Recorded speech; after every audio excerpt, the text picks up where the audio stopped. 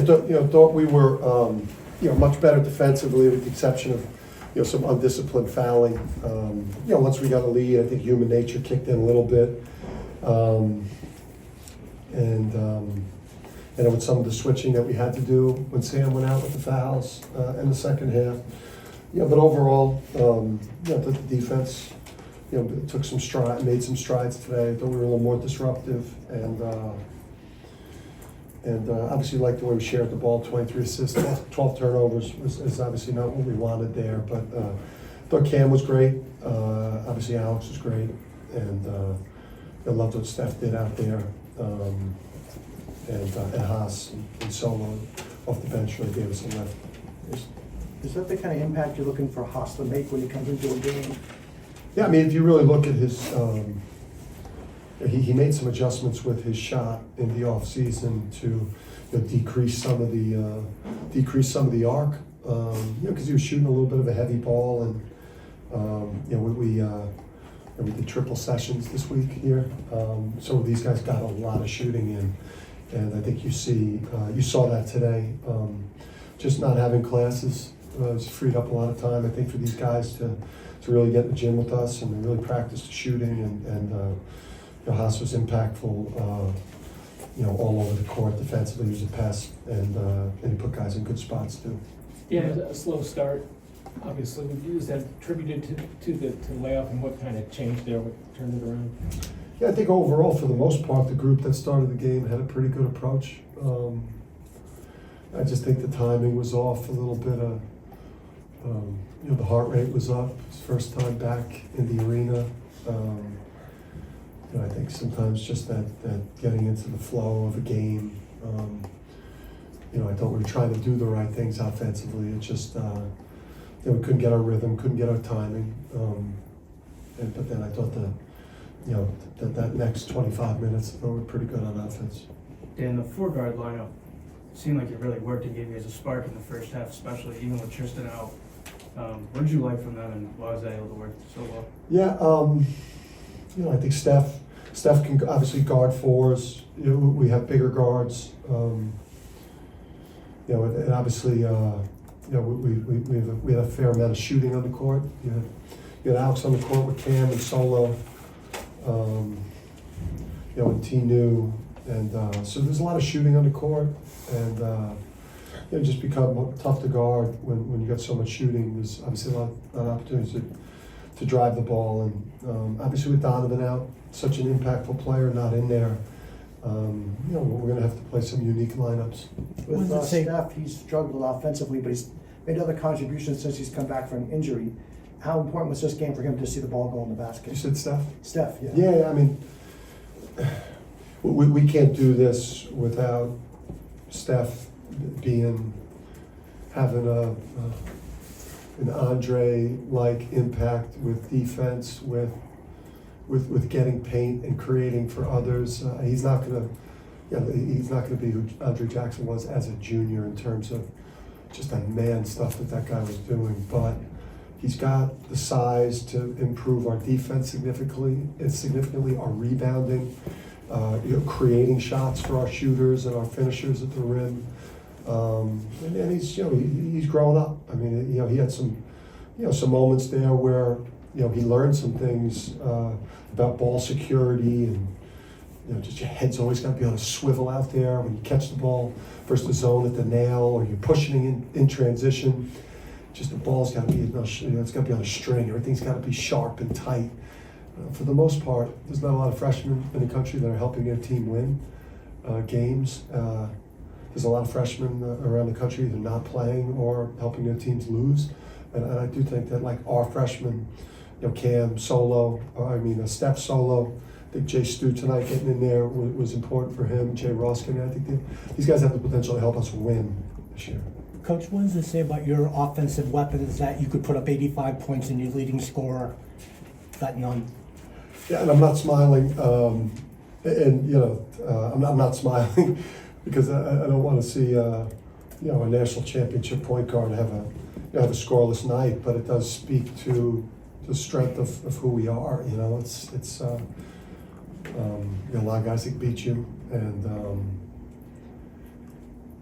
and balance is what, creates successful teams. If you can't win when your leading scorer doesn't play well, you're not much of a team. And, Alex is a second half of the year killer, on the court killer.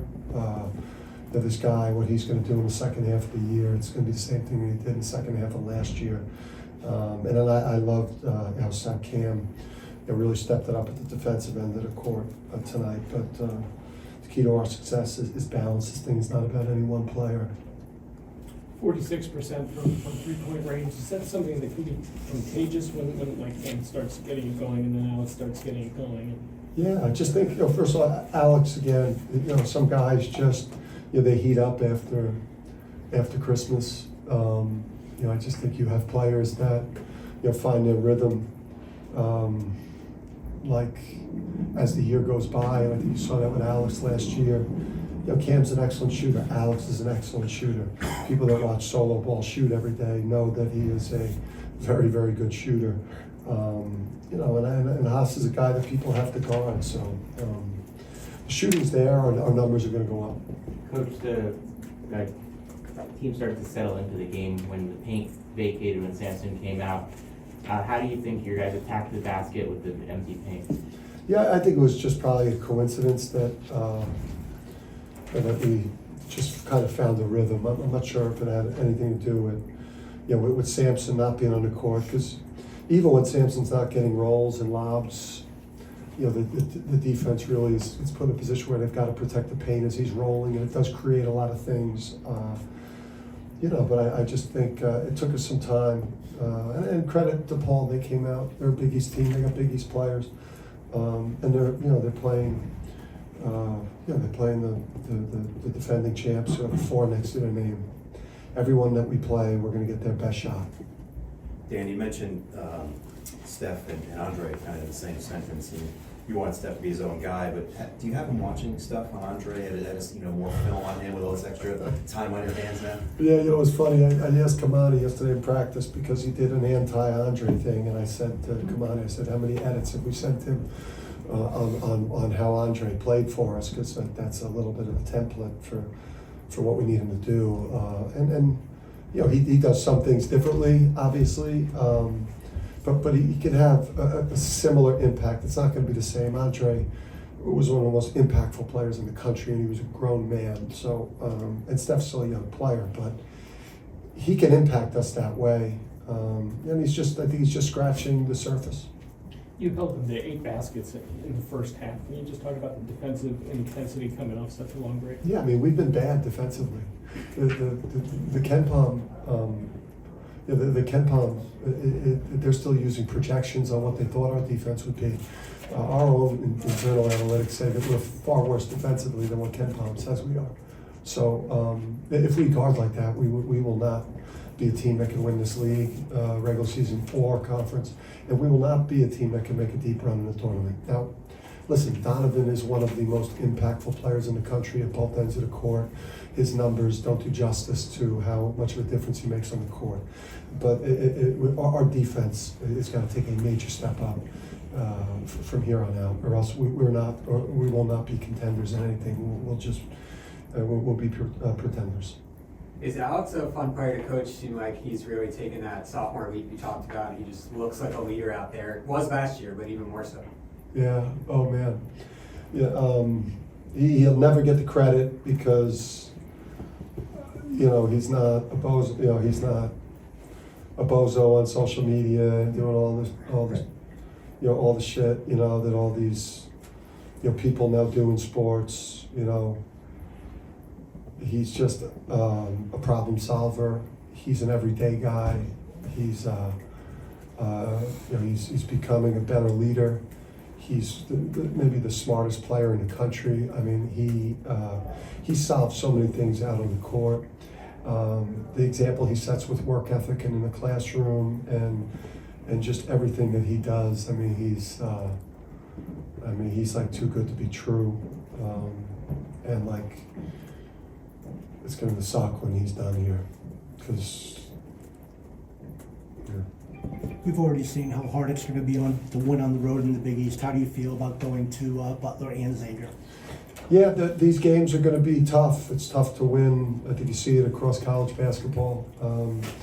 You know, specifically when you get the conference play, who knows each other so well, and you know, with the transient nature of rosters and the portal and NIL and everything, it's you know, cultures aren't as strong across the board because of these things, and you know, I don't think that's, you know, necessarily a, you know, negative thing. I think that things are just, it's harder to build a strong culture and a connected team that could withstand you know, crowd environments and maybe a different whistle than you get at home. So you know, but we you know, we've played well in neutrals. We played well out in Seattle.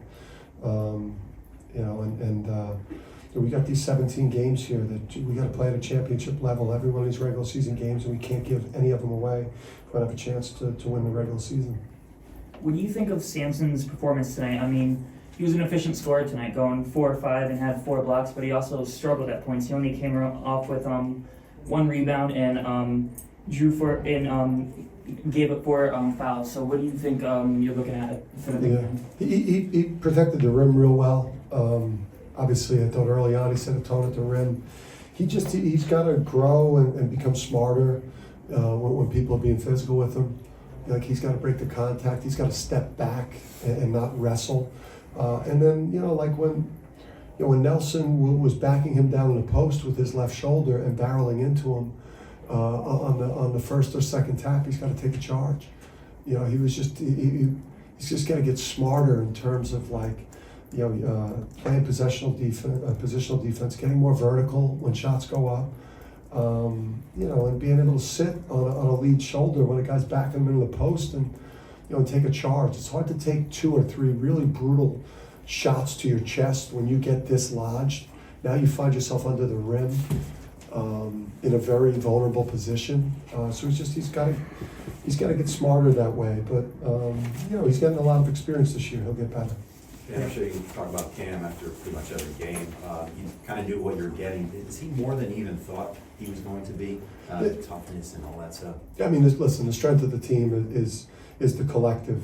It's, you know, what we have with Tristan and what we have with Cam and what we have with Alex and what we have with Donovan and Samson at center, and then what Steph showed tonight, and then what Solo and Haas gave us off the bench. And now, you know, if we can get Jay Stu, you know, in the mix where he could become a rotation guy for us. You know, again, the Tristan, Alex, Donovan, Cam Spencer, there's not too many teams in the country that have like 4 guys that can go and get 14, 15, 20, 22 on any given night. So that's the strength of the group. Dan, talking about the team defense, what are the areas that you're sort of prioritizing? Just guarding the ball. We've been just a super soft, like a wet tissue, guarding dribble drive. You know, we're doing a really bad job off the ball in ball screen defense. A lot of times it has very little to do with the 4 players involved with the ball screen. It's the player on the 2 side, the low man oftentimes letting us down. You know, and then some, you know, just think like just the toughness, you know, an ability to win one-on-one battles. We've been bad individually, you know, guarding people this year. What do you think is the next step for Jaylen? Obviously, he had double-digit minutes tonight, but what do you think is the next step for him? I think we were hoping to get him 12 to 14 today too, but we started badly. So it was tough to get him in. I wanted to try to get him in within the first 8 minutes, but you know, we were struggling to find a rhythm, and it just wouldn't have been a good point to put him in too. But you can see the instincts are there, and you know, the passing and an ability to do some things. You know, he's a really talented player, and he's going to be a great player here at UConn if we just keep him fighting and keep him trusting.